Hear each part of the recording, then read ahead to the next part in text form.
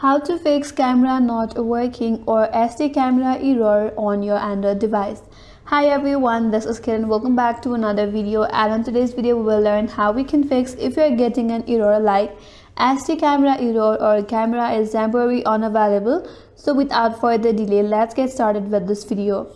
The first and foremost, you can restart your device. Sometimes a simple restart clears temporary system glitches, so restart your device. After you do that, you can open up your camera and check whether your problem still persists or not. If that still persists, then you can clear a camera application case in data. For that, navigate towards your camera application, tap and hold on it. Now tap on app info. Once you're here, tap on storage and cache, and here tap on clear cache.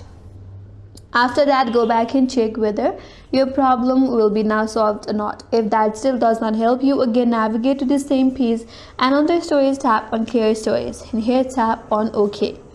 After you do that, you can go back and again open up your camera, and that may help you solve your problem. If that still does not help you, then check your SD card. You can remove and insert the SD card properly and then try using the camera without the SD card to see if the issue is with the card or not.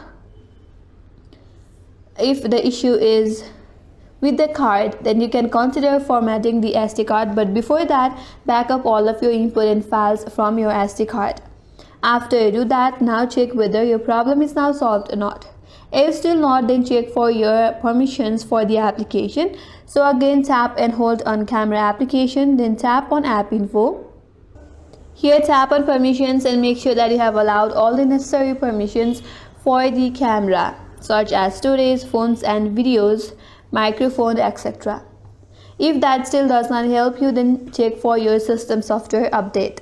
So in order to check your update on your system, now you have to head back to your settings again. So open up settings in your device, scroll down a bit and then head towards system, then tap on the software update, and if the update is available, make sure to install the available updates. After that, restart your device and your problem will be solved.